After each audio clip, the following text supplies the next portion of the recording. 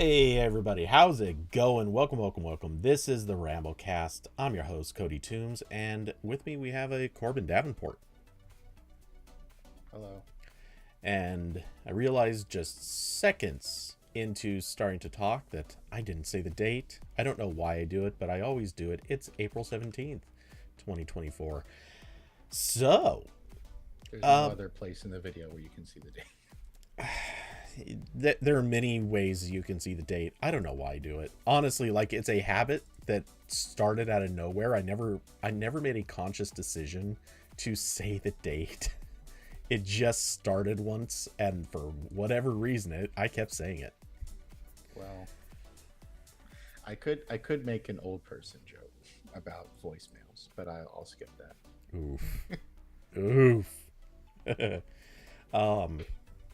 Man, it's weird, but I barely remember voicemails. I don't get them.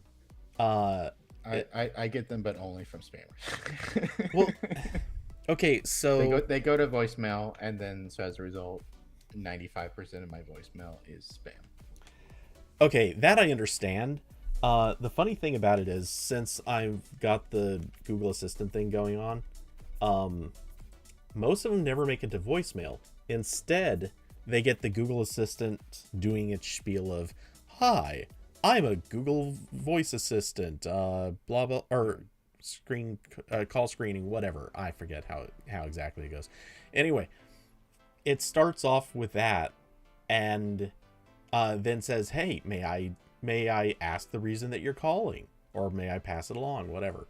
And the spammers always, like, they obviously aren't listening and somehow don't know this thing yet, so they always say hello, and then nothing happens for like 2 seconds, and then they hang up. So I've got the recordings coming through to my phone, but nothing ever makes it to my voicemail. So yeah, that's actually, I kind of love it that way. Also, the weird thing is, also in the rare instances that I get legitimate calls, like my I guess my doctor has, or not doctor, but the medical organization that my doctor's with has apparently been trying to get me to schedule an appointment. And the people who are calling don't seem to understand how this works, because one of them recently called up and left a message, or not left a message, but responded to this screening thing saying appointment, and it almost like yelling it, just appointment, and never said another word. And it's like, who's gonna answer that? That's the reverse Uno card for like you yelling operator on the automated. Yeah, like, and this is what I'm here for. And that didn't come through to me, which, okay, whatever. But if the person just said we need to schedule an appointment or anything to that effect, like, I'm sure Google would have sent it through to me. But just yelling appointment into the phone is not going to make things happen.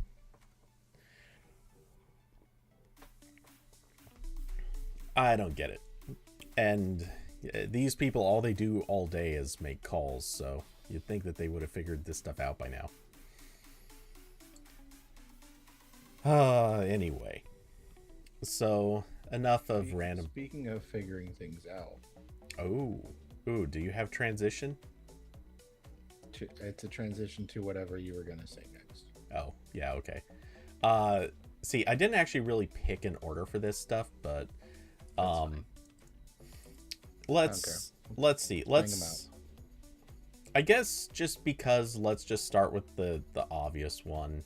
Third-party app stores. They're a thing. It is official. Apple has cracked the seal, and the first third-party app store is now live. Or I believe this is the first, unless I missed one. It is the first. I think there were some like ones that were being tested already, but this is the first one that you can actually install as a user in the EU, so I can't touch it. Yes. But yeah, it's called I think it's called AltStore PAL, I believe, is the name they're going for. It's basically a more official version of the Alt Store, which was already a thing. It was a app store that outside of the EU, it still exists. But the old method was like setting up a server on a computer to register some certificates, so the Alt Store could be installed, and then you could install apps from that. And this is basically a modified version of that, but it uses Apple's official app marketplace stuff. So it's installed just like an app store. It can update its apps. They're trying to make it more open. I saw, like, if you're an app developer and you have the ability for your apps to be signed independently of the App Store, which I think you need to be a developer in the EU to do that still, then you can just dump your notarized apps on there and call it a day. It kind of works like, my understanding is it kind of works like software repos on Linux. Like, you can just add sources that have apps. So also Cydia used to work like that back in the day. Classic Cydia. So yeah, so it's a thing now. I can't use it, but supposedly exists. Yes. If you believe Europe is a real place. Yeah, it's like the flyover states. I'm pretty sure they're just made up. Yeah, so also you have to pay your 150 euro plus tax. I love that it is a tax on a tax at this point. But you have to pay 150 euro for Apple's particular technology fee, or whatever they call it. Yeah, they're just passing on the fees that Apple makes you pay if you want to set up an app store. Yeah, Apple's core technology fee. And so that's not surprising, but it smells. And also, like, all the server costs for this. Yeah. Though there's a Patreon that I think also goes into the bucket. The Patreon before now was just like, paying for everything. Support the developers sort of stuff, yeah. So, but I mean, that makes sense. Like, that's justifiable to me, in that there's added costs to this, but it's also added convenience. Like, if I was in the EU, like, yeah, sure, you can have my you can have my 150 euro.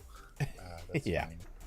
Yeah, that adds up to, I don't know, depending on exchange rate, that's $2 a year ish. Yeah, totally okay with that.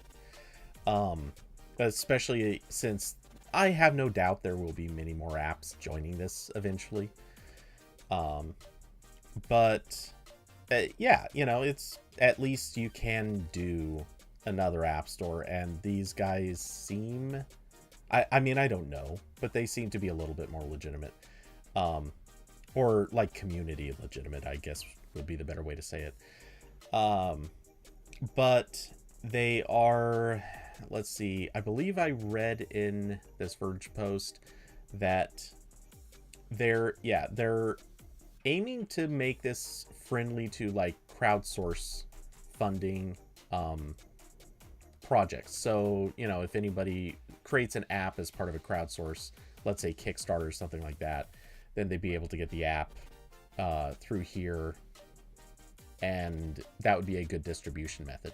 Which, yeah, that totally makes sense. That's a good experience for users, unfortunately only in the EU, but honestly, I really have a feeling that this is probably just a year or two away from being a thing in the US.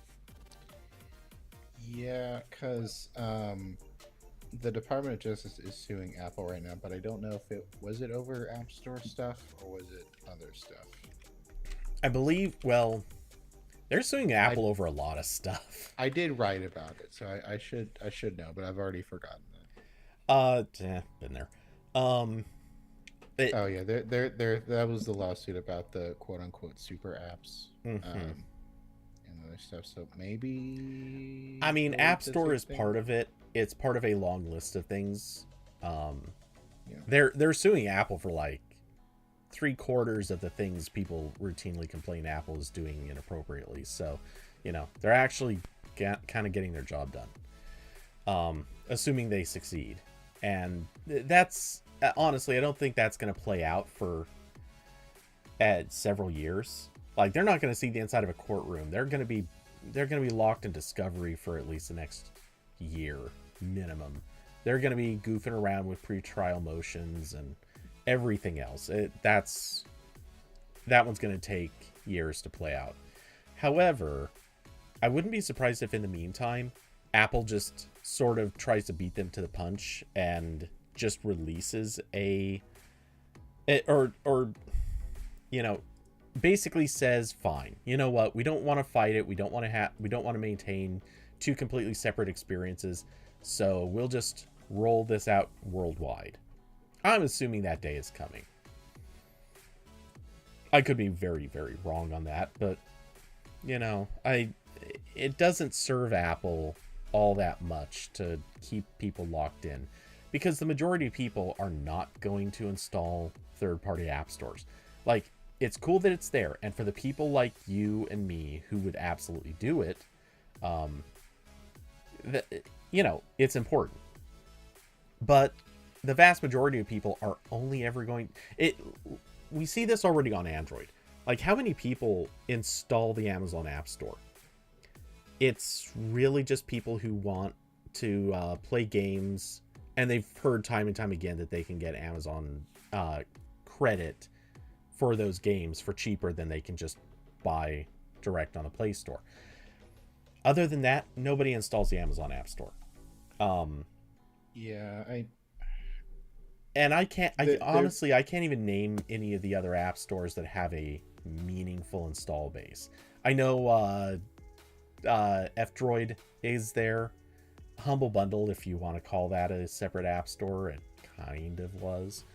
Um, but yeah, these are such narrow minorities. They hardly even count. I'm sure Yeah, I Google mean, doesn't care that they exist. in the U.S. for sure. I know, like in China, there's no Play Store, so there's like Mm-hmm. 5 app stores, and I think at least some of those are also in Europe because like Xiaomi sells phones in Europe and Yeah. that kind of stuff. But And those Play Store, or yeah, sorry, those app stores mostly come pre-installed on the phones. The ones yeah, that, whichever app store is affiliated with whichever company. That's the thing. Most people aren't inclined to go install something separate. So it's not like this is going to have that huge, huge effect that's going to cost Apple like $1 billion. It's going to cost Apple like maybe $1 million. yeah. I mean, the better investment for a lot of these would just be making the web app as good as possible. Yeah. But they don't want to do that because you can't get as much data through a web app. So that's why everything wants you to install the app. By the way, Yeah. they know they lose people uh, every step of the way to the install button, but the reward at the end, which is access to more device data, is worth it. Well, hey, give it a few more years. I'm sure Google is in the midst of adding APIs to support more data theft through Chrome. We can help. We can hope. Um, But so, uh, y- uh, anyway, okay. yeah, the Verge notes, and this just kind of finishes off my earlier point. The Verge notes that you have to click through, and we knew this. You'd have to click through a bunch of scare sheets that basically keep trying to discourage you from installing anything separate from Apple's App Store, which, uh, you know, that's another reason. Like, one, you have to know to go do this. Two, you have to not get scared away from it. And I think relatively few people are ever going to go to another app store. So if they roll this out in the US, it's really not going to be that And harmful to Apple. And I think this they're is going to see that after it's in the EU for a year or two. Yeah, and this is the thing that Google got in trouble for because they told everyone how open and accessible Android was, but you still needed to click like 11 things to allow an APK to be installed, and also told like OnePlus, I swear to God, if you put the Epic Store on your phone, you cannot have Google services. So, Yeah. Austin said, do they not get to choose a default app store on setup? No, as far as I know, no. That's They have to do that for the web browser. When you open Safari for the first time in the EU, it asks, do you want to install another web browser?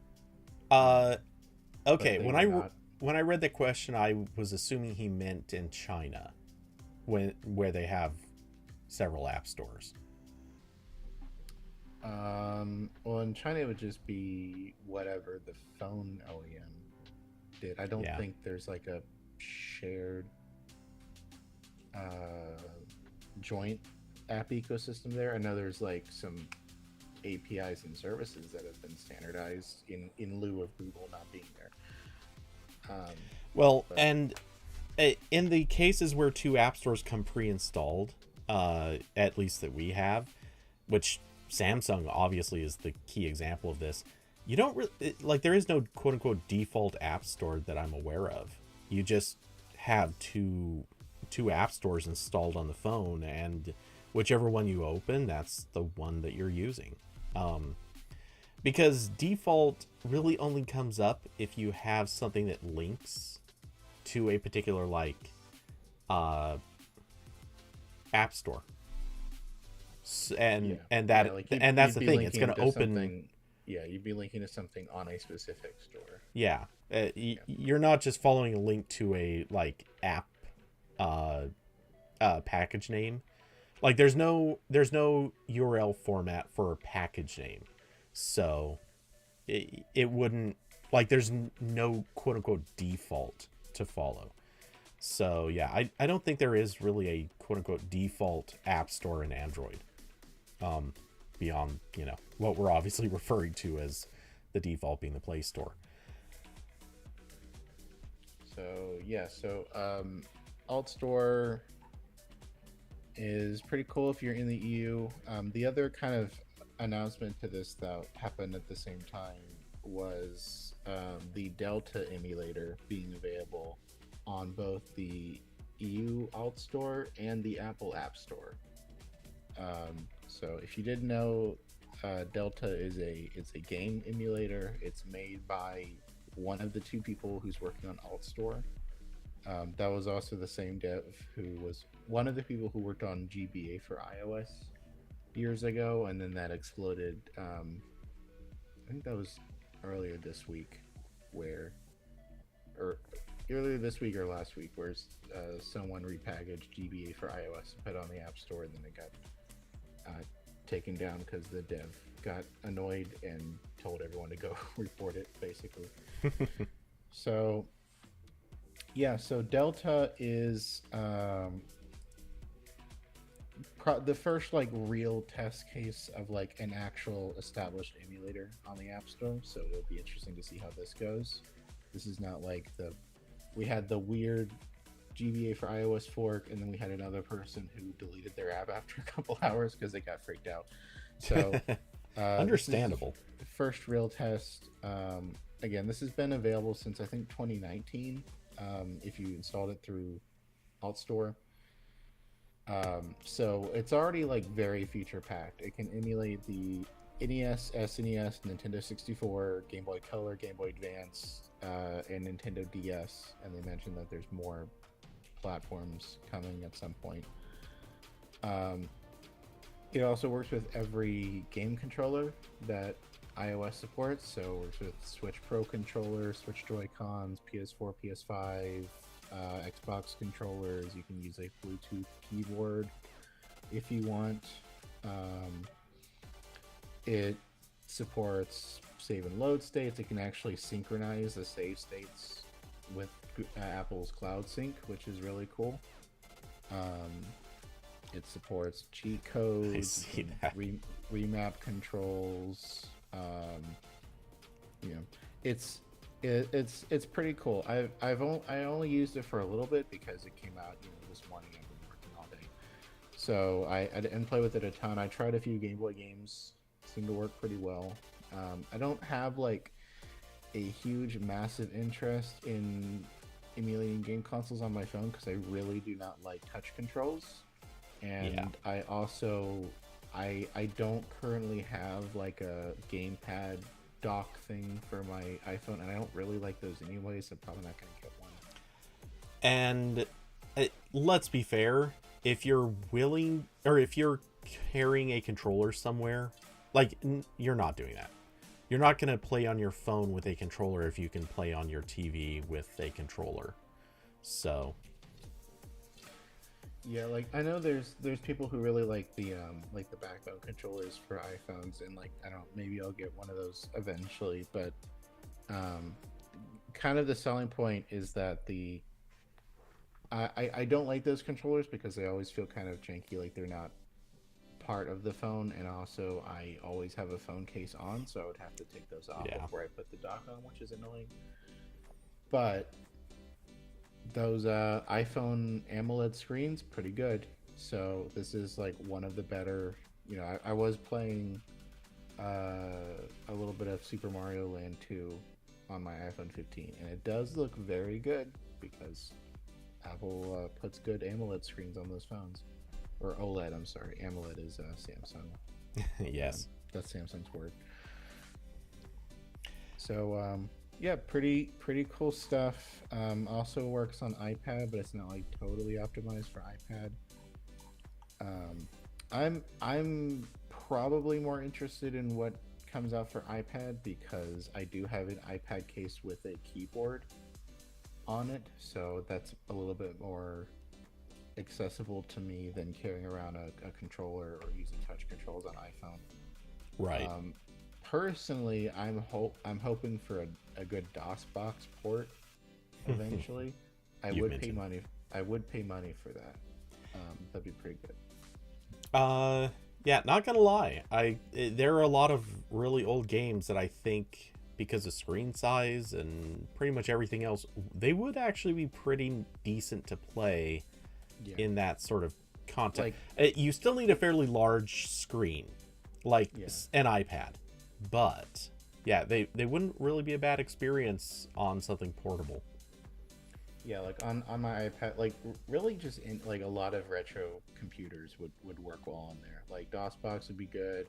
Again, I think we still don't know. It seems like just in time compilation is still not allowed, so probably not Dolphin or like the QEMU,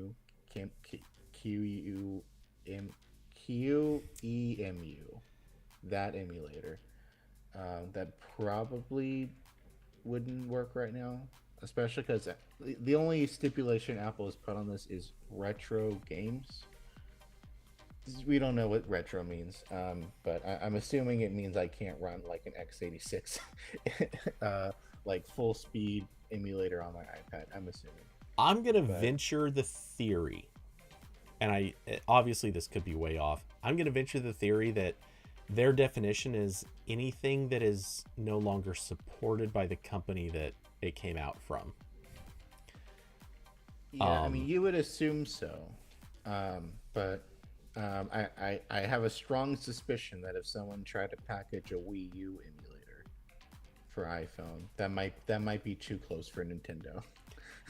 I mean, I agree that would probably be too close, but I know it's not like Nintendo is still putting out new games for Wii U. They obviously aren't, but they still they still have services running for that stuff. If something happens to your Wii U, I mean, they're all out of warranty, so again, as far as I know, they don't have anything left running for Wii U and 3DS because they just shut down the online game servers earlier this month, and I think the store is already shut down. I know it did on the 3DS, but yeah, who knows? So I would like DOSBox on my iPad. Also, if someone got like, I know there's some more modern forks of like Mini VMAC that can run some like mid 90s Macs with like higher resolution and color and stuff, that'd be cool. I'd play SimCity 2000 that way. That'd be pretty cool. Because the Mac version of SimCity 2000 is the best port. I can't say I've ever tried it. Yeah, one of those weekends.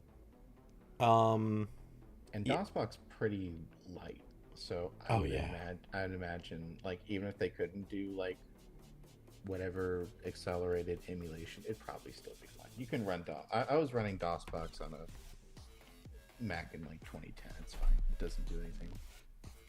Yeah, and I mean, okay, I know that this isn't really a good comparison point because the hardware is pretty new, but like running on my MacBook Pro with an M1 Max in it and a ton of RAM.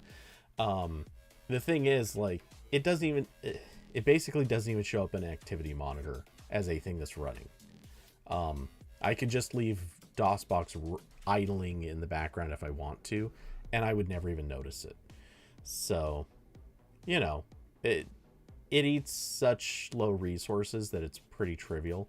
And seeing as it's basically, I mean, not exactly, but it's very similar hardware running on an iPhone and an iPad these days, I have faith that they'd be able to run it just fine. Out of curiosity, is there a DOSBox implementation on Android? Because that's a place where you probably could have actually had this by now. There have been a few over the years. Okay. And then there was one that was pretty basic, and then there was DOSBox Turbo, which had like more configuration options and stuff. I don't know if they're still around. But that's the one I was using. Okay, yes, they've got DOSBox. Oh, DOSBox Turbo was the really basic one, and then Magic DOSBox was the more advanced one. It looks like Magic DOSBox is maybe still under development. Yeah, updated on April 16th, 2024. Cool. So, yeah, one of those would be good. I'd like that on my iPad, please. Thank you. It is funny how emulators have become like all the different emulators have become such topics over the last like 2 months. Anything from Nintendo killing one through all kinds of legal action to now Apple has to allow a bunch of them in the store. Well, they don't have to. Well, I don't think they don't have to, but they were. I think that was one of the. I think they knew that was coming. Yeah, I do think it was one of those things where just like it didn't really make sense to hold that line anymore. Like they did with cloud gaming apps like a couple months ago. Yeah, they're just like, yeah, we don't care anymore. It's whatever.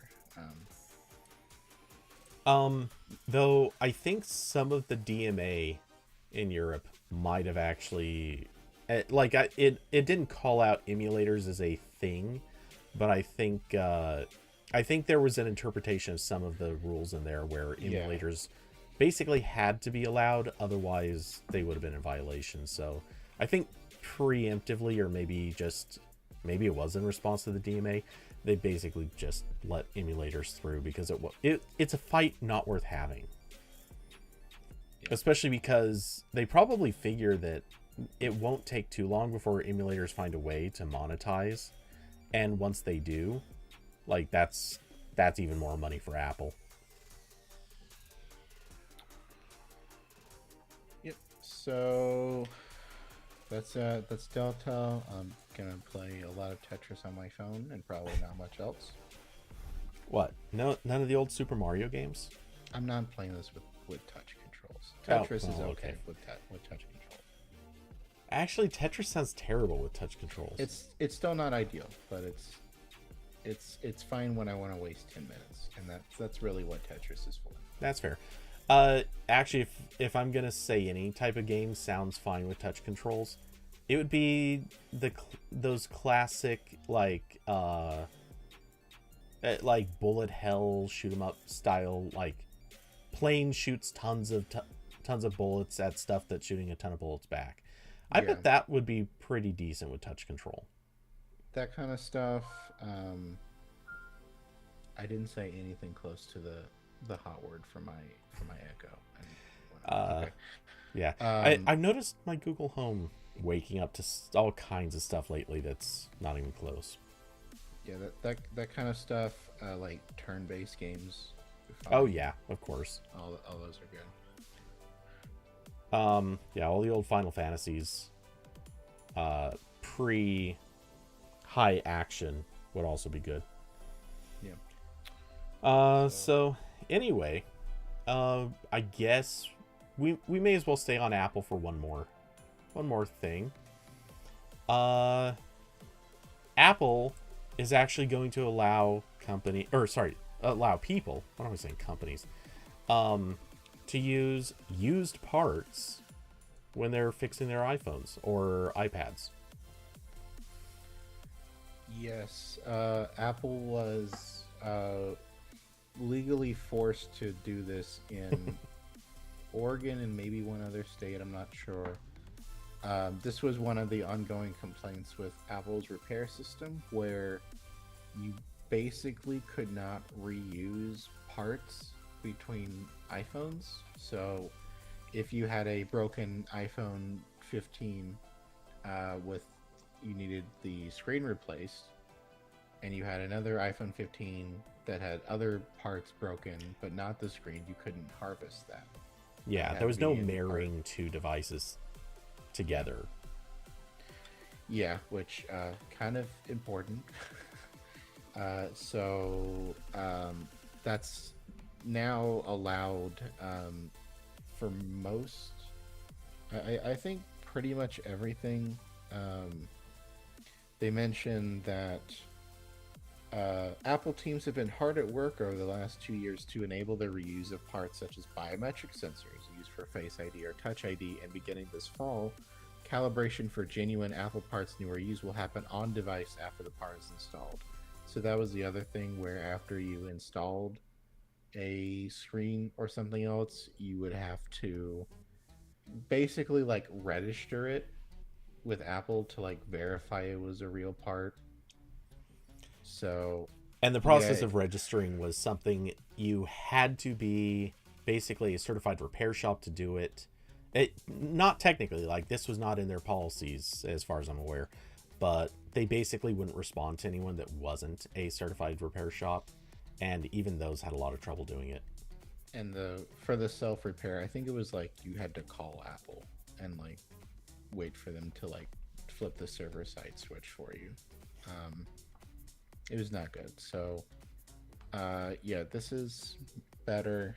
I did see a couple like weird Apple fans complaining that like this is a security issue because now you could potentially have like weird or security and or like value problems because you could potentially have like a weird iPhone replacement part put in your phone if you go get a repair. But it's like, guys, shut up. If you, go get your iPhone repaired at the Apple store if you are worried about this. Um, this is something that kind of needs to be there. I know there's like theoretically like a potential security thing where like I guess if you get a part made in Russia with the explicit purpose of like harvesting some data, maybe it could do something, but that seems so remote. And that also is in that category of like security vulnerabilities where like you need to physically have the phone on you where it's like that's not really a real problem. That's a problem if I'm like the president of the United States, probably. I'm not so much worried about that for me. So I'm generally going to agree, though I I could see some scenarios where this is the kind of thing that, like, well, okay, this is a bad example, but it's also an example that feels like it may not be that far away. Uh like, police stations notoriously you have purchased or used a lot of tools that are for uh cracking security, bypassing security methods, stuff like that. I could see this becoming the next stage of, hey, we can get through this thing or that thing by just replacing a fingerprint sensor, which in theory shouldn't work because Apple security should prevent that, but I don't know that it does. Right. There's still some check somewhere for genuine parts, and I would assume anything you're repairing would need the phone to be shut off first, and then when the iPhone's powering back on, it's still encrypted. So you'd still need to get past the lock screen or some other protection. So yeah, I mean, it seems fine to me. Um, as long as Apple makes those genuine parts available for a long time, which it seems like they do an okay job at that. Like they already have a policy of like you can get Apple products repaired until it falls into, I forget what their word for it is. Like I think it's after like 7 or 8 years that a product becomes obsolete and they won't like do any work on it anymore. So Yeah, though I think it does vary obviously by product. So like old iPhones I think die off faster than like Macs do, or MacBook at least. I'm pretty sure you can get like an old MacBook serviced literally out to, I want to say it's 8 years. I don't know that you can do that with an iPhone. I think iPhones they cap it at somewhere closer to like 5 years. Though I think you could still get like battery replacements further out or something like that. It would probably depend on also how long it's on the market. Like all the iPhones are on a yearly cycle, but like iPhone SE stick around for 2 or 3 years, or God forbid you are a Mac Pro customer. They still have replacement parts from when I was a kid. Yeah, I'm here to get my trash can fixed. And they're like, yeah, we got a pile of parts. No one bought those. So, well, let's be honest. You can have a new one. We don't give a shit. It's been back there for 8 years. Yeah. The trash can Mac was dark times. So yeah, overall this is obviously a good change, and yeah, I think pretty plainly, for once, my home state is doing the right thing. Oregon nailed it, and Apple. It's funny to me that Apple made this happen so quickly. They say that they were working on it for 2 years. I call BS. I don't think they would have done this if Oregon hadn't just mandated it. And rather than screw around and try to do like all devices following a certain date, they're just, I guess, doing away with their activation system more or less entirely. So that's good. It's actually Apple, I guess, realizing that they probably weren't getting any true appreciable wins from doing this.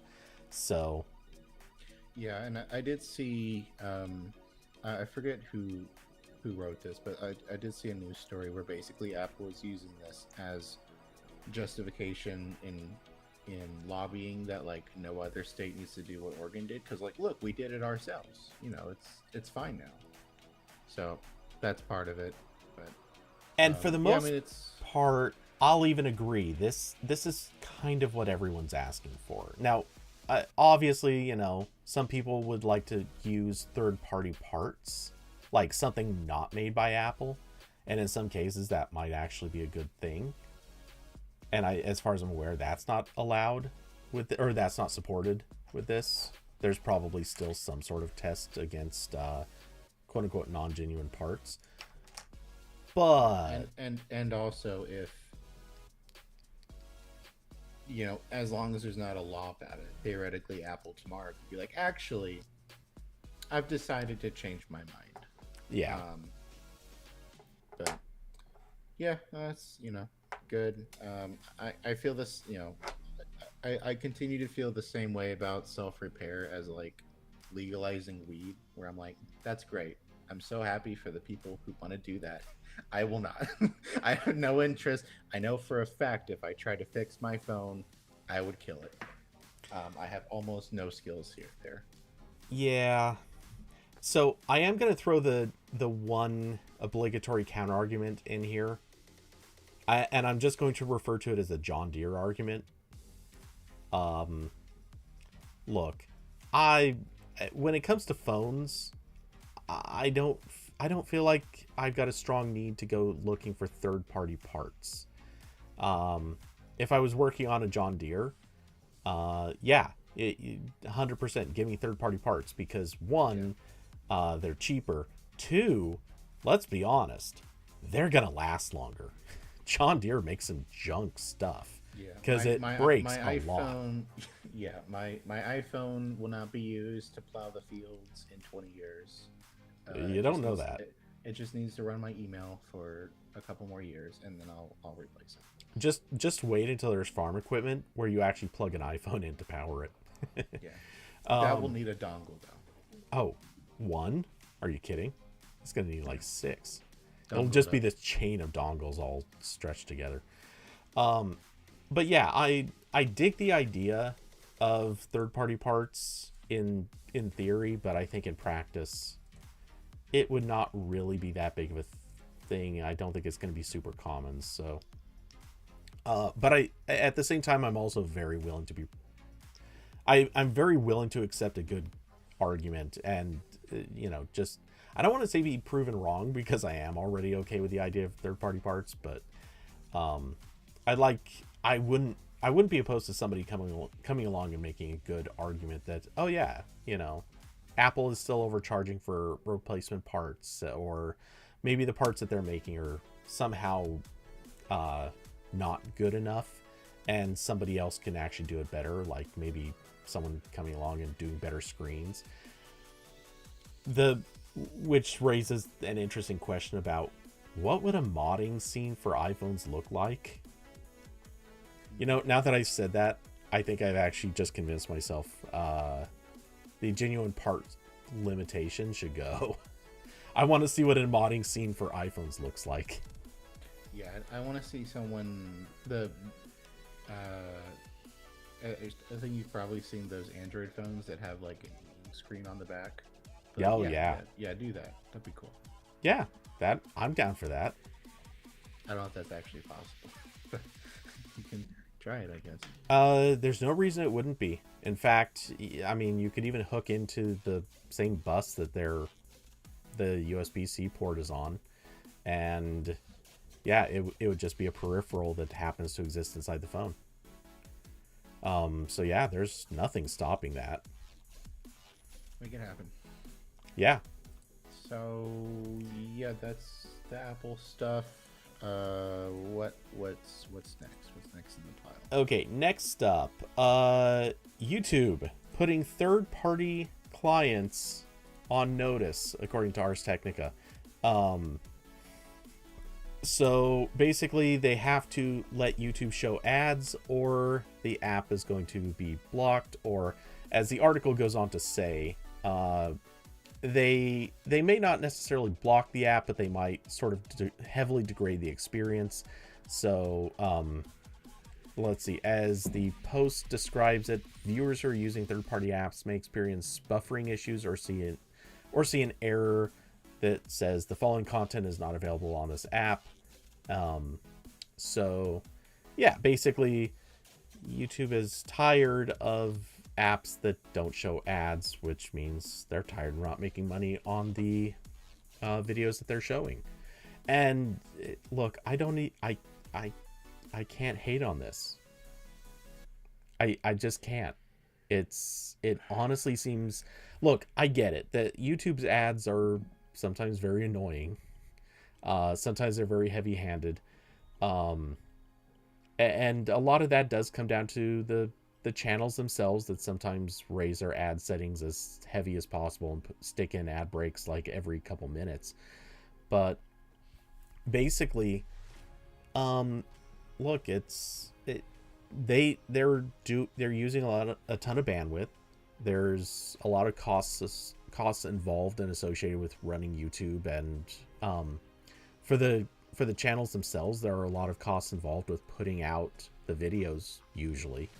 So I kind of don't hate the idea of them enforcing the you've got to watch ads or presumably be signed up with YouTube Premium. Yeah, I mean, I g- the difficult thing here is where the definition of app ends. So, they mention new pipe, or Ron does in this article, um, and well, the first example here is YouTube Vanced, which was a modded YouTube client. So, yeah, that makes sense. That got killed because that was Google's app basically that they were modifying. Then they talk about new pipe, which I don't know. The thing that worries me about this is that a lot of the YouTube apps and a lot of other things that interact with YouTube are all using like YouTube DL on the back end. Like basically every you like download this video on YouTube website that has ever existed. It's just like a front end for YouTube DL. I think that's what New Pipe uses. I'm assuming because again, like everything uses it or one of its forks. I use YouTube DLP constantly because it's great for archival, and like I use it for like my own stuff. There are a lot of things that connect to YouTube that use that on the back end. So, and a lot of those use cases are things that like Google itself does not seem that interested in implementing. Like even if I pay for YouTube Premium, there's no way for me to download a YouTube video as a file, even though like that's on their servers. So like I can't even like pay them to let me do that officially. I have to use a terminal application that's like using a weird workaround by like I don't I think I know YouTube DL like changes its methods constantly, have like backups. I think it interacts with the API to some extent, or it grabs like the video encoding through some other method. But that'd be my issue is like if this ends with like YouTube DLP dying, I think that would be a huge issue for like digital archival stuff. Like a lot of important use cases like that and infrastructure dies. Now if they would replace that with, if you're making an app you have to show ads, and also if you're doing like something like that, like you're building a tool, then like the user has to have YouTube Premium, sure. Like if they want to, I guess this kind of also goes back to the same thing Google was doing with apps on the Play Store that use like accessibility APIs. Like when they were doing that purge, most of the time they created an alternate way to do something. Or About half the time. yeah, or they would be like, okay, you can use these APIs if you have like an actual reason that we do not cover. Like I feel like, again, I was never a huge like Tasker user and that kind of stuff, but my impression watching that happen over the course of several years was like they were mostly being reasonable, unless you were the developer of Tasker. But Yeah. everyone else, it's like, yeah, I get why Android apps shouldn't be allowed to completely override the lock screen. That makes sense to me. So I would hope if they go down this road, they don't kill YouTube DLP and those kinds of tools, because there's not a replacement for any of that, and it would mean that like more stuff from YouTube is lost, or is difficult to access through other means. But also, if they don't kill that, then like the apps they're talking about here can use that as the backend. So like I don't really know what the ideal solution here is. I just don't want YouTube DLP to die because I use it a lot. Purely self-serving argument. Okay, so strictly speaking, when you consider like just last week, there's a guy on YouTube I like that makes remixes of music, and he does not put it on anywhere except YouTube. And I wanted to put it on my iPod, so I stuck his entire YouTube playlist in YouTube DLP and told it to pump out MP3s, and it was great. Nice. But he's got a lot of ad money from me because I do leave them on YouTube a lot, so I indirectly pay for it. It's fine. Okay, so when I'm thinking about basically how YouTube videos are transmitted, I think about how a lot of these things work. I do kind of suspect that YouTube is probably aiming a little high with this goal, or this threat. I don't think they're really going to be able to stop a lot of these if they're, if they're going to aggressively try to circumvent YouTube. Like previously, in reality, like YouTube didn't enforce this stuff, didn't really seem to care, so a lot of them weren't trying that hard to hide it. In fact, a lot of them I don't think hit it at all. Vance being kind of the exception. Vance was a little bit more aggressive about it, but it is what it is. I kind of think for the most part it was just YouTube not caring enough for it to become a fight. Now they care. Now they're trying to fight it. I kind of get the impression a lot of these apps, they're going to be really hard to detect. Or maybe not. I don't know. It's so tough to predict exactly. But if they want to hide what they're doing, they can do it. They can really look, maybe not like a YouTube app, but they can look like a web app. And in doing so, there are ways that they can circumvent pretty much everything. The one possible exception is maybe they'd have to go extra steps to convince YouTube servers, oh yeah, we showed the ad, now give us the video. There's a possibility of that. I don't know. But the worst case scenario, I imagine YouTube DL would probably be able to do things like have it maybe like continue with the download, but it might have a delay up front. So, maybe you would be able to download a video for say 15 or 30 seconds because it needs to do the wait to show the ad gap.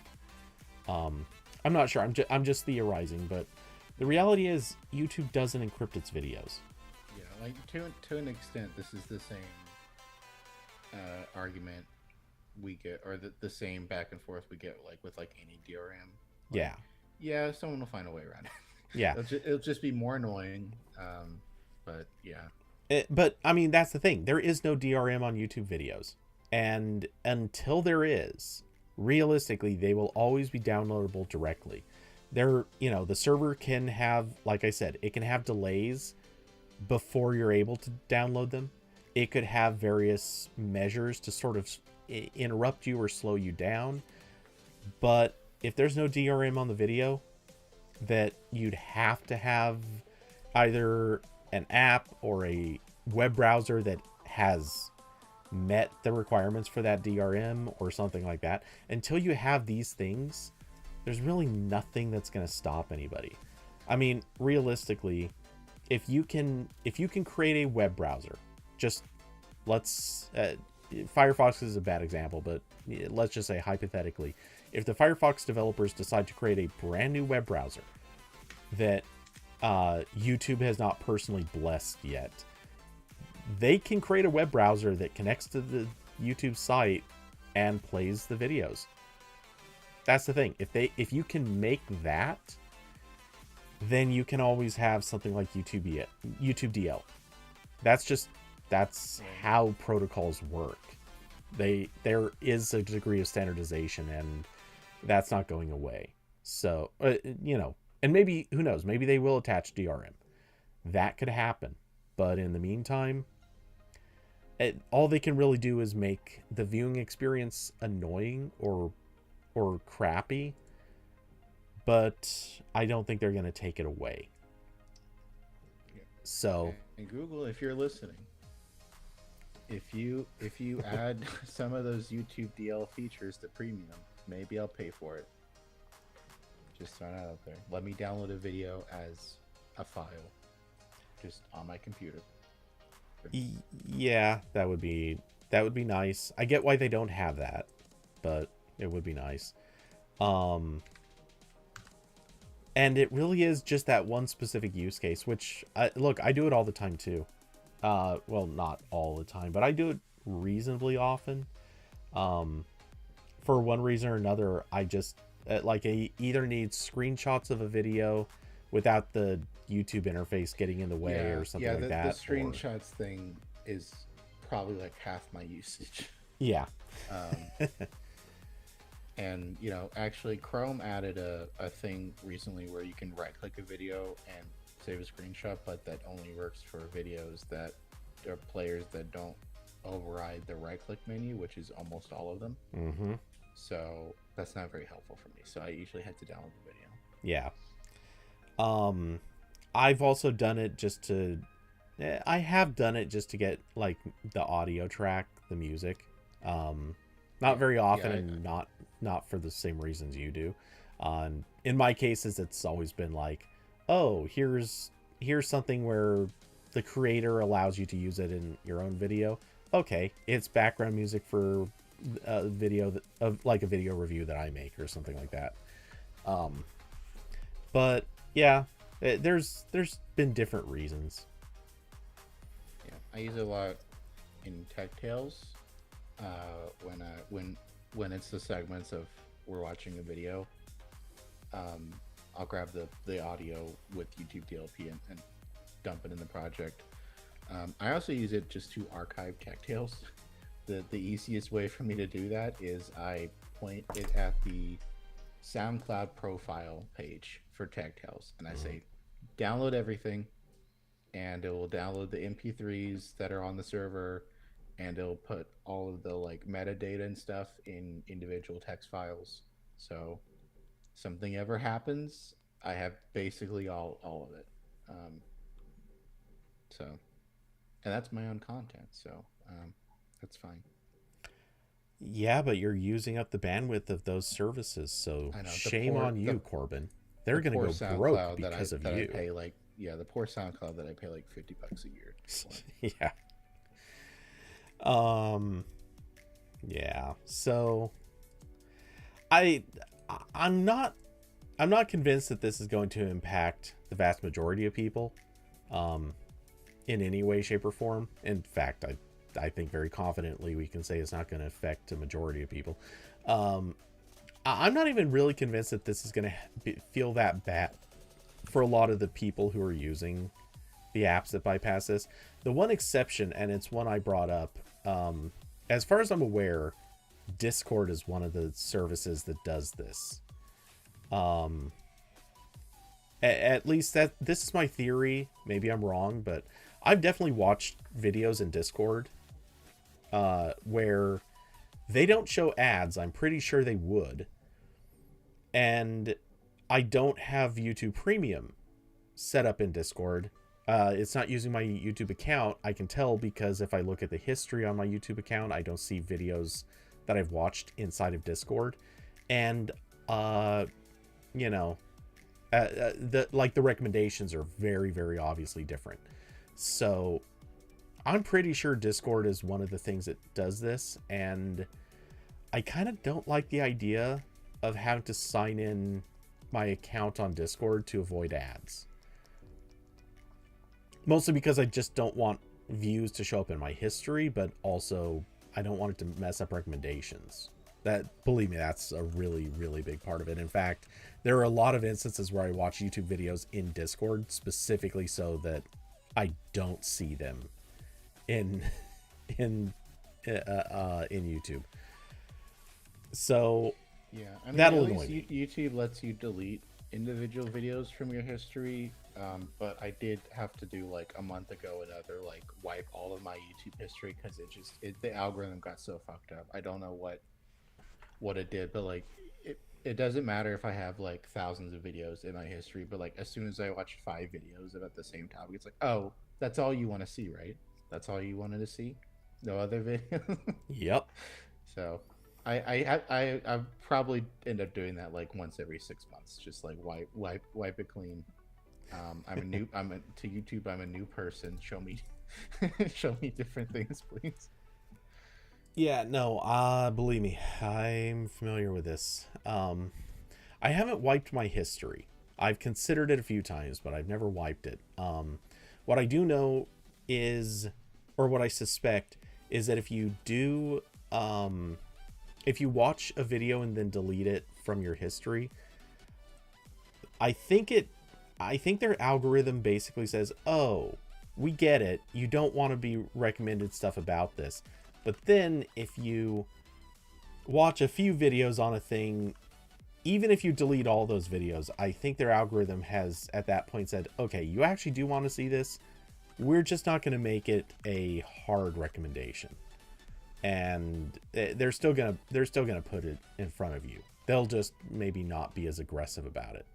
That's a hunch. I could be way off, but I really think that that's how they behave.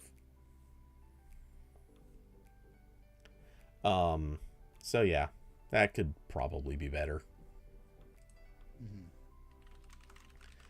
Mhm. Anyway, so speaking of companies that could probably be better, uh, any thoughts on this Discord scraping thing? We kind of started talking about it, but we didn't really decide if that was going to be a topic. Um. Yes. Do you have the? Okay, that's the link. All right. Yep.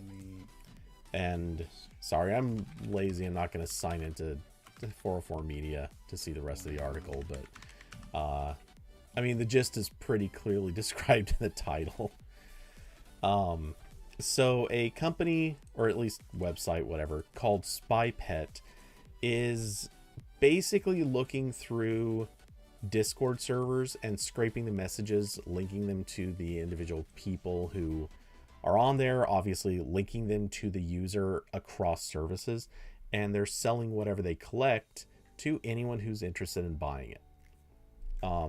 So this could obviously involve like figuring out that an individual person is on, oh, let's say that they're on 5 different Discord servers for normal things, but they also happen to be on a Discord server for we'll say certain personal preferences. I think that's the most polite way I can put it. Or maybe it finds that they're involved in, I don't know, development of an emulator that Nintendo no longer approves of, or they might be involved in like right-wing conspiracies, whatever. You know, this could be a pretty invasive thing if it happens to link people to stuff that's embarrassing or dangerous in some way. And presumably, I'm not clear, maybe this is explained later in the article, but it's unclear to me whether or not they're scraping this by like joining the server and just reading the history, or if they're doing something more nefarious, like maybe using the API in a way that it's not supposed to work in order to read messages that off of servers that aren't public. I don't know that, but this definitely smells in all the ways like a bad, terrible thing. I think they're.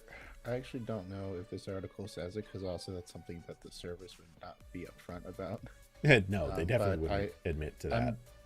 It appears to be a mix of, yeah, like just someone running the server joining like a bunch of big servers and indexing everything because Discord's, it's a web app, so you can interface with that pretty easily with automated tools. And also there's probably some bots that are indexing things when they shouldn't be and storing that data somewhere. Oh, I have little doubt. Yeah, that's why there is not a single bot in any of the Discords I have control over, because I don't trust those. That's a lot of access, and I think that's why Discord's kind of phasing out the bots that have access to all messages, and they're kind of moving to like what Slack does, where you have to like be in an explicit conversation with the bot or run like slash commands. Yeah, which, speaking of, at my server, I'm actually I've been working on this for a long time. It's just I keep running out of time to really do it, but I'm going to ultimately get rid of all the bots that are there except for my own custom bot, which I will just promise does not log messages.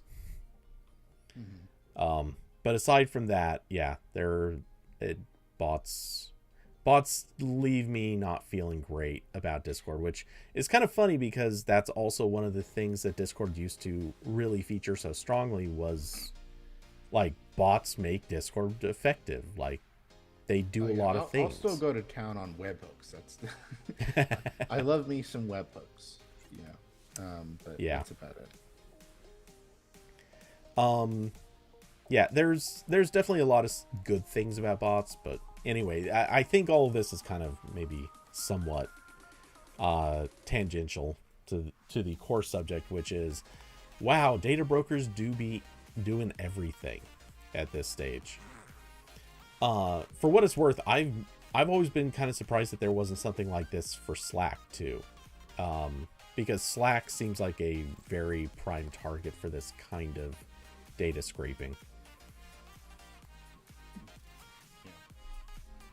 Well, Slack also, yeah, the free Slack accounts aren't as like long lasting as Discord. True. Probably one of the factors here. Though that also makes them prime targets for something joining and just sitting there and continually scraping. And Austin, I like that. Join Top G Academy, start an alpha male training camp, profit. Yeah. This article mentions like this data set could be used to like train AI. If you do that, you will get the most racist, sexist AI the world has ever seen. I remember saying the exact same thing about Reddit. Yeah, right. And I'm going to argue still, I think Reddit's worse. Yeah, well, Discord will definitely have some problematic servers, but I would bet lots of money that yes, while Discord absolutely will have that, there is also a much higher quantity of, let's say, there's definitely the same issue with both places where you can filter out specific communities that have the worst people, but there's still like a low level radiation of being sexist. Oh, okay, you're like 20 miles out from Chernobyl, so it's just a little bit, but you're still gonna die of the poisoning, but the over the horizon you can see the cooling towers of the gaming Reddit, and that's where you should not go. Okay, the counterpoint is I think Discord has far and away more community or more communities dedicated to people who are on the opposite side of that. So LGBTQ servers, also many communities dedicated to furries. Let's be honest. And yes, these are also on Reddit. You can say the IT industry, Cody. We all know what you're... I mean, I think I was going... If I had said IT industry, that's the polite way. I'm going full scale here. Look, Discord is furry central. At least I assume. But And Reddit, we know they're on there, but we know that they're a little bit more subtle there.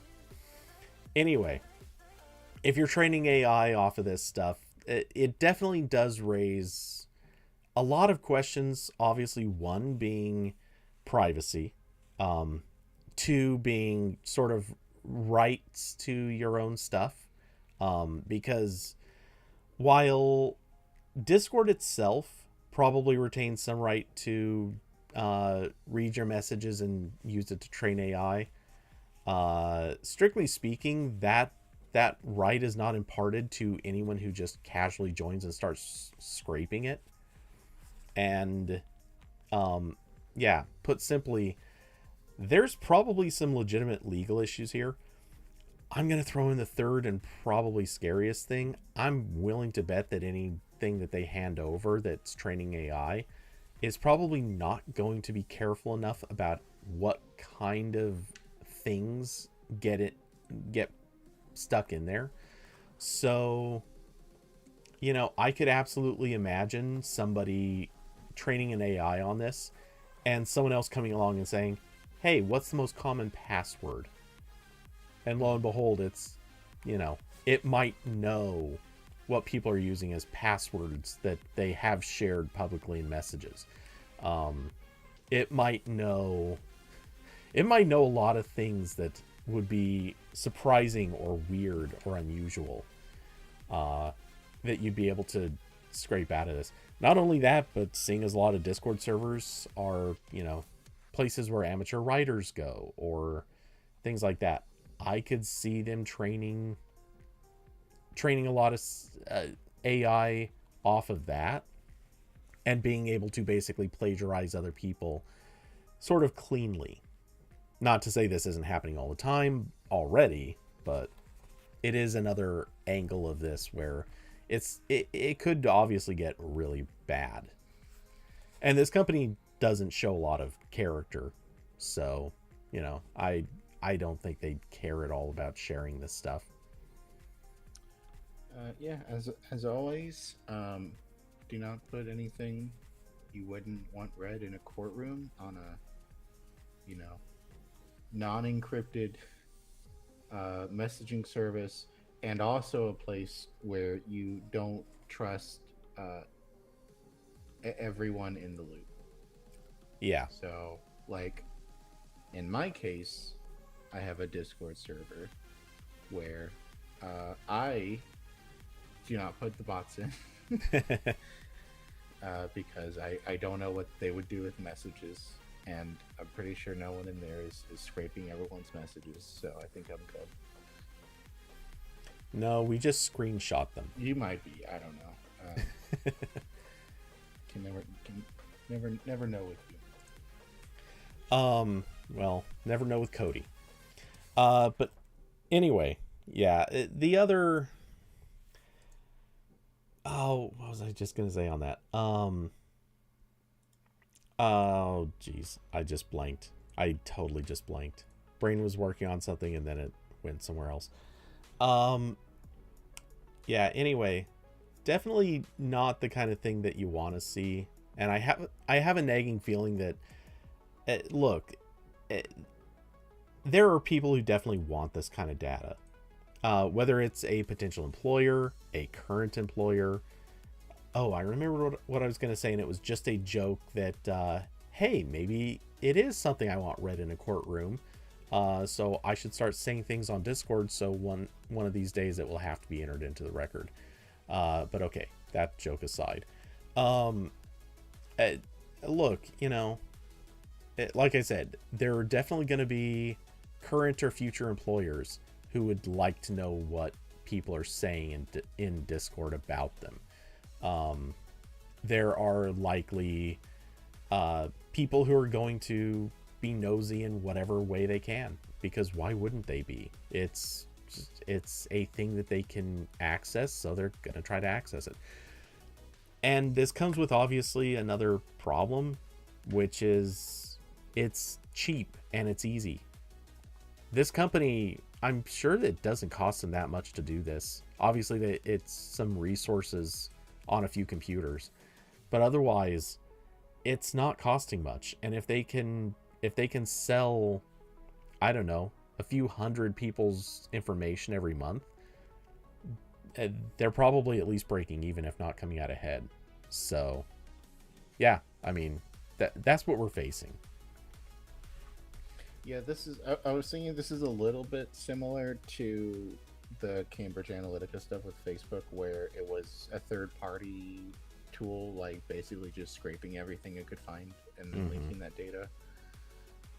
It's a little bit, just a little bit different here because it doesn't seem like this would have necessarily private data. It's consisting of stuff you're putting into a server. Maybe you thought that server was private and there was you didn't understand how this works. But I think the Cambridge Analytica stuff was also like, you were signing up for one of those like friend graph apps, and when you clicked authorize, it was like, oh, the app has your social security number now. So it's a little bit different, but definitely in that same category of like, oh, maybe you should think really hard before you click authorize on anything. Or in this case, if you're joining a public server, like, be really careful about what you say online. That's just generally good advice, probably. But... Yeah.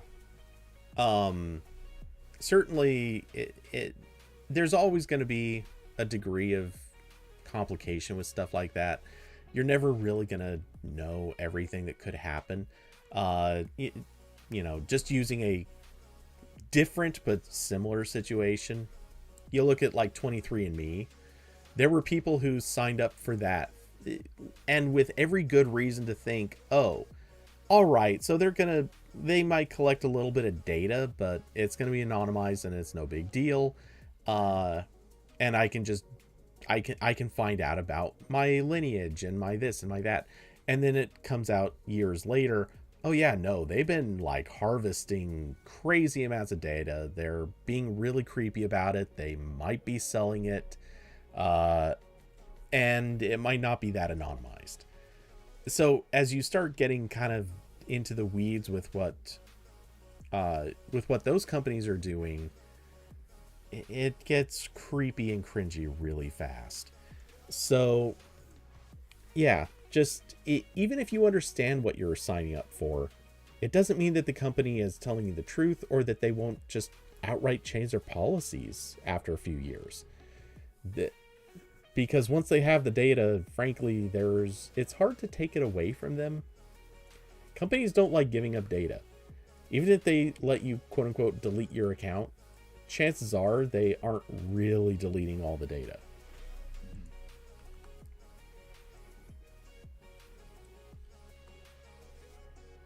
So, yeah. So speaking of deleting. Yes. That doesn't make sense. Okay, I was going to say, wait, what? Go to the next thing. Do we have one? Probably I should just do one more, and then I need to go. Okay, so I don't actually have another specific topic lined up, but because it seems like this has become the talking point of the week, and let's just rant about it, because this is possibly the dumbest thing ever. That situation with MKBHD doing a review and everyone losing their mind over it for the humane AI pin. Do you know about this? I mean, you're not. Yeah. Okay. So my understanding is that Marquez published a review for the humane AI pin, which is the like little pin thing. Yeah, you wear it on your shirt. It's I want to say like 1.5 inches by 1 inch in size. It's obviously supposed to be kind of like a first generation attempt at a Star Trek communicator, and it runs AI. Sort of. It actually, I don't think it runs much on the device. Maybe it does, maybe it doesn't. But basically it listens to you. It has a camera. It has a few different inputs, and it uses, I believe, a cellular connection I might be wrong on that. I'd have to double check, but it's basically connecting to a cloud server where it's running a bunch of AI to try to answer you, to try to figure things out for you, stuff like that. Um, for the most part, I think you're expected to mostly interact with it via like audio. You speak to it, it speaks back to you, but it also has a projector, so you can hold your hand Yeah. out in front of it and it projects something onto the hand. It's a thing that's another product in the category of trying to replace smartphones, and it definitely did not do that. It's very expensive. It has a subscription attached to it. Hmm. It got blasted in pretty much every review because it's just like it's not viable for most people. Yeah, Um, the it's overpriced. It's unpleasant to use. It doesn't really do much. MKBHD even actually said outright, anything more complicated than setting a timer, and it largely doesn't do it very well. Yeah, Which, that's rough. yeah. Well, But it's like your Android phone after you set Google Gemini as the default system. yeah, exactly. Yeah. So the discourse for this was some dumbass on Twitter. I did pull up the tweet. I'll put that in the Wait, was it YouTube Elon chat. Musk? No. No, no, it was one of the other ones. Where just this guy, I'm not even gonna say his name. He doesn't matter, and I'll explain why. He said, "I find it distasteful, almost unethical, to say this when you have 18 million subscribers. Hard to explain why, but with great reach comes great responsibility. Potentially killing someone else's project reeks of carelessness. First, do no harm." And then he attached a screenshot of Marquez's video title that says, "The worst product I've ever reviewed for now." And this generated a couple. This got 3.8 thousand retweets and 11,000 likes, and it generated a couple articles where people were just like, "Look at this guy saying dumb stuff." And Well, some of them did agree with him, which I think was also kind of problematic. But yeah, there was a handful of people who kind of saw this as like being unnecessarily mean, and like this is a new product category. Of course, the first one's gonna suck, whatever. There were not a lot of those people. What ended up happening, and why I like really hate everything about this, is this turned into what the Daily Mail does and what BuzzFeed did like 10 years ago all the time. Maybe they still do it. I don't really read them anymore. And what it basically turns into is generating a news cycle from something that someone who does not matter said on Twitter.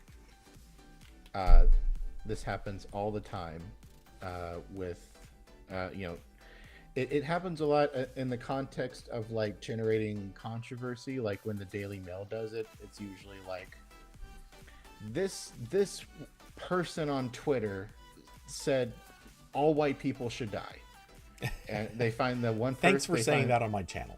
Yeah, they say and they find like 3 people with like 14 followers who say that, and they create an article about it, and they can generate like some nice rage bait.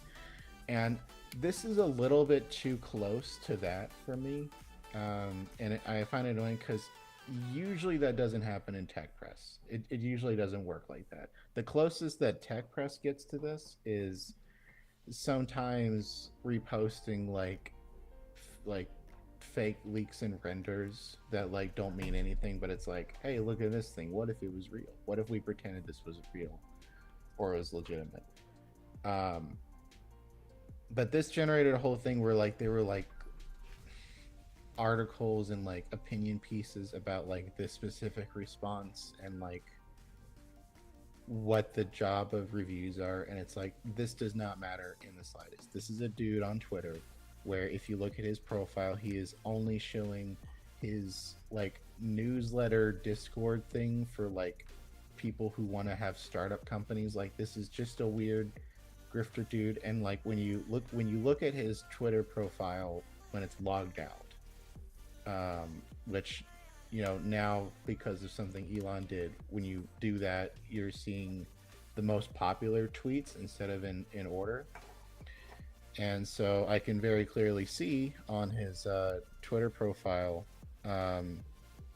he said, hot take, start a family. Your career will thank you. You'll realize you've been working directionless until then. Okay. And then he also said in July 2023, you only become an adult once you have kids. Until then, you're just a grown-up child. And then the one below that from November 2020 is, if we need to bail out 45 million student loan borrowers, maybe most degrees aren't a very good investment. So this is just the dumb shit you say when you're trying to rage bait online and cultivate a group of people you can grift to. These are all things, if you think about it for more than 5 seconds, are stupid. I mean, I might argue I might argue there's not total ridiculousness in that last one, because look, right, the last person who got the last person who got any value out of their sociology degree was your sociology professor. Right, a lot of the degrees are useless because businesses won't hire you regardless. So right. in that context, sure, but yeah. Well, so, there's some degrees. I don't know anyone who has gotten a whole lot of value out of like their Latin studies class, or degree. But so again, this is just like a weird dude saying something stupid, and he's saying it in this context because his entire grift is like building a hype for like random people, startups, and trying to convince them that he can add value to that. So I really don't like this, that this became like a story, because again, this guy doesn't matter, just random Twitter person you've never heard of before this, and in a week we'll all forget about him. This would be a relevant discourse if like the people pumping money into this product said this and got angry at Marquez over it, or if if Elon Musk said this, I would argue it also doesn't matter. Well, most of what he says doesn't matter these days. Yeah. So, I hated this whole discourse. It was very silly. We don't need to dunk on this guy. He's doing it for us, just by existing and posting on Twitter. And like, there's not really a serious argument here. Like, if you make a bad thing and you get mad at the bad reviews, then that's not, you're kind of missing the issue. But it wasn't even anyone at like the company who made this that got angry. Is again just some guy. We're just getting mad at what some guy on Twitter says who doesn't matter. This was entirely unnecessary. So that's my take. This was stupid. The Corbin rant. And it reminds me why I don't really ever need to go back to Twitter, because it just kind of exists to do this in perpetuity. Just make people mad all the times. It used to be worth it because sometimes there was people, there were funny jokes on there and breaking news, and that's not really the case anymore. Well, yeah, all the clever people left. Yeah, all the clever people left. Because I left. Okay. But so while I completely agree on all of those points, I'm going to add to it. I think this will, in its own weird way, serve a hopefully good end result, which is it's going to bring back a little bit of the credibility for legitimate reviewers. This is a good time for reviewers to actually say, yes, I actually know what I'm doing. I've used the products. I know the value in them. I know how I would use it, and the products don't meet necessarily my needs or the needs of other people, or they actually do meet these needs and they perform well. That's something I I feel like a lot of sites have kind of ruined product reviews, and YouTubers in particular. A lot of them have, because how many things are described as reviews when the person or site posting it, let's be honest, they've never even touched the product. They don't have it. Or they spent minutes with it, just long enough that they could make the video or something like that. They don't really know anything about the product beyond that. So I feel like reviews have kind of become this thing where a lot of, well, so many people have kind of devalued them by creating this sort of junk content, or that they call a review, and then it's made real reviews look worse. This feels like something that opens the door for actually calling out the bad stuff versus, legitimate reviewers just straight up saying, yeah, we actually do look at these things. We actually do try them out and get to know these products. And don't get me wrong, I don't know how much MKBHD necessarily uses a lot of the products he reviews. I've had the suspicion a couple of times that maybe even his reviews might be based on what his team's feelings are about a product as opposed to him. But mostly because it would honestly just be really hard to quote unquote review all the products that he gets. Yeah, this is the Linus Tech Tips pipeline where, yeah, as you scale up, you just cannot do everything. So yeah, and other people while form opinions for you, and then inevitably something falls through the cracks. Yeah, and while I don't LTT has other issues that make me not wanna. Right. As far as I know, MKBHD does not have like a toxic workplace filled with sexual assault. Yes. I haven't heard that. Well, and it, I think we could probably also form a theory or two about that, but regardless, there's the one thing LTT at least seems to do, I think, is not everything is framed as if it's coming from Linus. Whereas with MKBHD channel, as far as I know, and admittedly, I don't watch very many videos on there, so maybe I'm incorrectly guessing, but it seems like everything it's framed as if it comes through him personally, which I'm not sure if that's always the case. Yeah, I mean, I don't think this changes anything. I think all of the incentives to like not do an honest review are still there, and people can say they value reviews that are based on extensive experience and aren't like trying to cover for something in order to save like a relationship with the company or some other external factor, but like those surface level analysis still do really well. So yeah, I don't think, again, this is just a dumb guy saying something stupid on Twitter. We're all gonna forget about this in a week. Nothing changes. Well, the dumb guy sucks. No one's disputing that. What I'm saying is the dumb guy may have kicked off a conversation that could lead somewhere good in the end. Look, no matter how useless and dumb Elon Musk is, it's not like he hasn't kicked off good conversations like electric cars and space travel, I guess. That's about it. That's pretty much the only good things he's responsible for, right? Probably. I don't know. We'll go with yes. If we want to, like,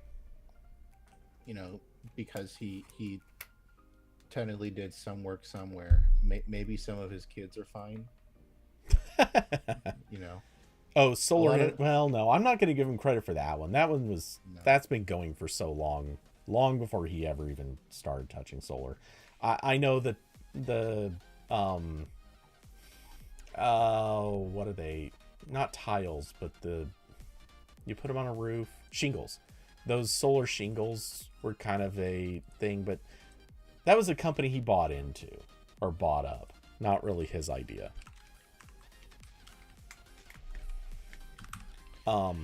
Regardless, my point is, the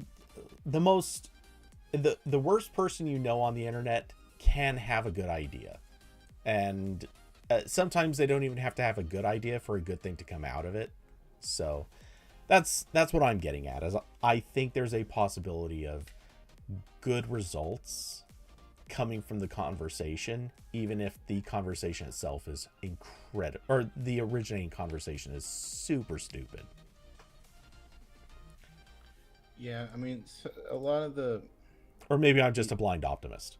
Yeah, I mean, I think there were at least this one Business Insider article was trying to be more like, like what makes a review, like what is a review's job. So they were like trying to do something, but again, I just think this is the dumbest discourse. Like, doesn't matter. Like, we're all kind of in agreement about how this works, except this guy, because he's a grifter and needs attention. Yeah. Always be wary. Yeah. Well, I think the internet proves that time and time again to, never trust anything that you see on the internet. Except me. But I don't know about that. Yeah, actually that is pretty bad advice. But there's a lot to be skeptical about with this story, so it is what it is. But I will use it as a bit of a segue, just super fast segue, to mention I've got a few reviews that are hopefully not too far out. One for the DJI Avata 2. It is a little tiny FPV drone, and the Insta360 X4 that was just announced yesterday, or day before. Ooh. I think it was yesterday. It's pretty cool. Yeah. I do hope people get those, because I have been watching some 360-degree YouTube videos, and because I have the Quest 3 now, and they all look really bad because those little everyone's using those cameras, and the resolution has been pretty limited on those. So if those get better, and enough people buy them, then those videos will get better.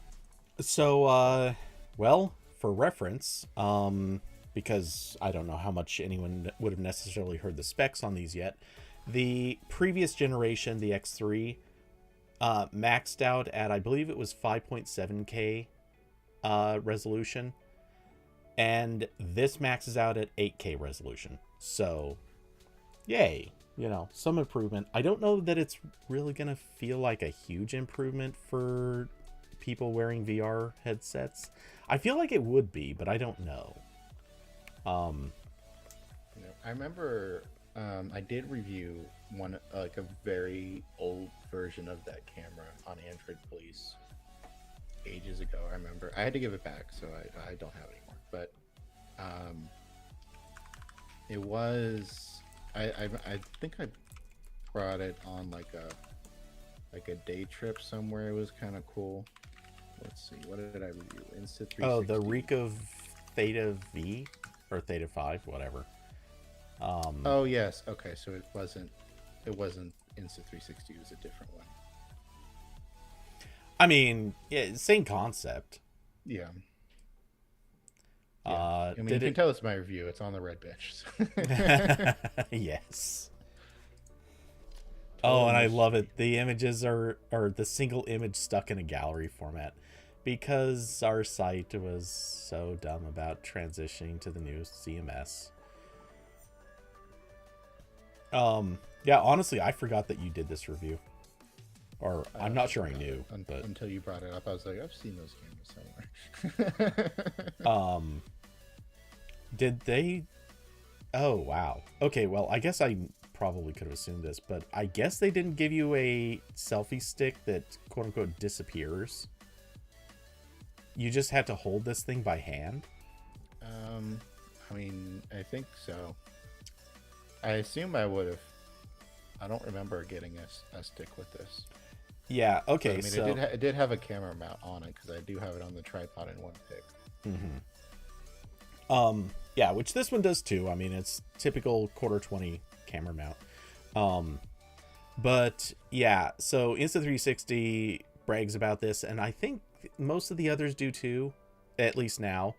But if you screw a stick into the camera mount, the stitching software combined a little bit with just sort of the angle of where the cameras are, they basically make the stick sort of disappear.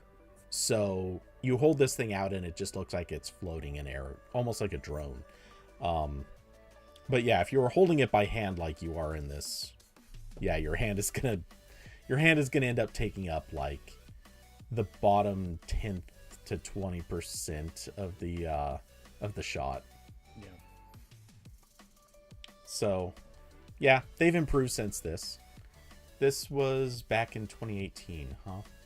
That would have been about the time of the 1X2, I think. Maybe it was the original 1X. I'm not quite sure. But yeah, anyway, so I will be doing videos with these, or well, reviews of these, and hopefully some videos too. But we shall see how that goes. I will not be doing any reviews because I'm too busy. Yeah. Well, that is a reason. We're not going to talk about the other reasons, but although I will write about this Mac Mini I got. I don't know if it's going to be on my blog or the space bar. And I also have other things I want to write before then, so it'll be a very long time. But I did get actually here, I'll grab it 1 second. Okay. I guess that's good. Since he's gonna do that, it gives me a second to figure out. Yeah, here's a scene. This way I can switch to the focus scene. Okay, I'm back. So I got this on eBay. Ta-da. It is a mid 2010 Mac Mini. I paid $50. Oh, that is surprisingly good. Wait, no, you said mid 2010? Yes. Okay, never mind. $50 you might have overpaid. No, it seemed pretty good because it's in pretty good condition. It has like a couple little scratches, but I can't tell. And the disk drive works, which is shocking to me. I thought all these died after like 5 years. Oh, don't worry. The next time you try works. using it, it'll absolutely stop working. Yeah, it'll die. And whoever had this before got 8 gigs of RAM in it, so it's pretty maxed out. I think the max is 16, but 8 is fine. I don't care. I do think it's very funny that this computer is 10 years old and it looks exactly like the Mac Mini under my desk right now, just without the disk drive. Yeah.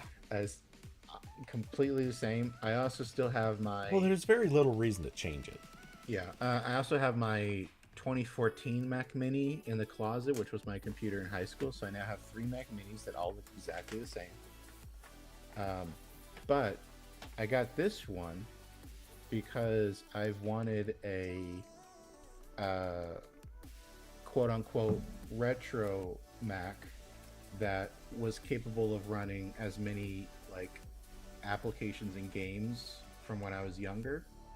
And the key to that would have been like very late PowerPC Mac or early Intel with the Rosetta compatibility layer, because there's some stuff I'd want to run that was like predates the Intel. So the Mac Mini in my closet that has a minimum OS of I think Lion wouldn't work because that doesn't do Rosetta. So I was looking around and this seemed like a good price, so I bought it. The minimum OS on this, which I actually had to go find a recovery DVD on Internet Archive for, because the cloud recovery was updated to Lion. The minimum OS on this is 10.6. So I got this, and I got a 500 gig Samsung SSD, and I was able to install the SSD. It was kind of difficult. It's really crammed in there. But I got the new drive in there. I installed Snow Leopard, and it is fantastic. It is exactly what I wanted. It boots up in like 10 seconds. It's very fast. I haven't done a lot on it yet, but I did get like iLife 09 on it. I need to go find like an old Microsoft Office. Definitely gonna use. I'm gonna use iWeb. I think it'd be fun to like maybe try to do a Twitch stream where I make a website with iWeb and then publish it. That might be fun. Maybe I should go dig up my Twitch stream login info. All the Rosetta stuff works great. Also, what's very funny is the thing I want to write before then is what it's like using this original iPod and like the struggle I went through to get music onto this fucking thing because it's FireWire. So I cannot plug this into like anything modern. I saw you need to daisy chain at least 2 adapters to plug this into a modern Mac, and one of those adapters on eBay is like over $100. Because you need a FireWire to Thunderbolt 2, which is the most expensive adapter, and then you need a Thunderbolt 2 to Thunderbolt 3 because those were different connectors. And then even then, I don't really know if it worked because you're daisy chaining a lot of stuff. So, but what's cool about this is it has FireWire 800. It's just there. You don't need any crazy dongles. So I did plug in this iPod to this, and it worked immediately. So that was kind of cool. So, and may I remind you, one of those adapters is $100. This computer was $50. I think I got a bargain. So what you're recommending to anyone with an old iPod is to just go get an old Mac. Go buy a Mac. Yeah, go buy a Mac. I mean, yeah. I also don't think you should use these anymore. But that's enough. You don't need to. Go get a Nano. I'm glad that's the opinion that you've got. Yes. For a second, I was really worried. I'm not that like it is kind of funny when I click a song and the little hard drive in the iPod needs to spin up before it'll play the song. But I don't think that's not something that like is very practical. But yeah, but like this ended up being a very cool thing because it is like a good like in between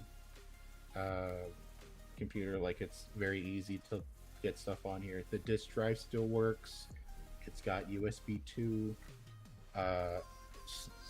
Apple's pretty good with backwards compatibility in terms of like networking, so I can connect to this as a network share and just dump files over my network. It's fine. It's got Wi-Fi 4, so yeah, it's great. I'm rocking and rolling. I'm gonna get some games on here, some other apps I use. Maybe I'll try to use iMovie on here, but yeah. Unfortunately, because it's an Intel Mac, it does not have classic environment. But that's okay. I can just install Sheep Shaver emulator. It's fine. Okay.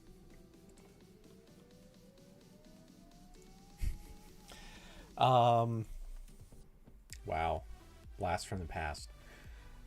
It was very stupid getting an SSD into this computer.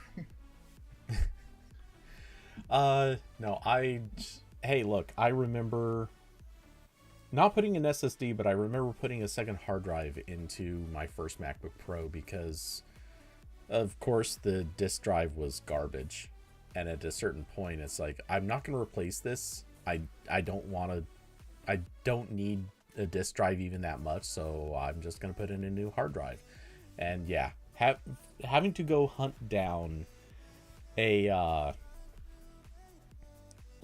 mounting kit that would properly fit that slot that I could put a drive into was, I mean, not hard to do. It was easy enough, but at the same time, it just felt like a really weird thing to do. Yeah. Anyway. Yeah, so I think that is about it. I don't have any more to say. Do you? Nope. Okay. I'll eventually write a thing about that, but it's going to be a very long time because I got to write the iPod post first on the space bar. Yeah, that's fair. All right. Well, so I guess that about wraps it up. As usual, huge thanks to those who are supporters of the channel. That's Carson, Austin, David, Diablo, and Curvy Mermaid. And for those that would like to support the channel, there are links down below to Streamlabs, Cash App, and Patreon. I, of course, will be back this weekend with some gaming.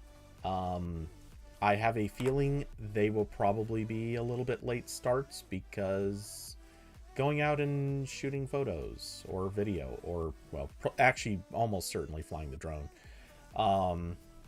And otherwise, yeah, we'll see. You never know. And trying to think if there's... also, actually, I guess Saturday, somewhat possible odds of late start because Corbin and I will be recording a new episode of Tech Tales. Sorry if that was a secret. I don't think it is. No. Just don't say what it is.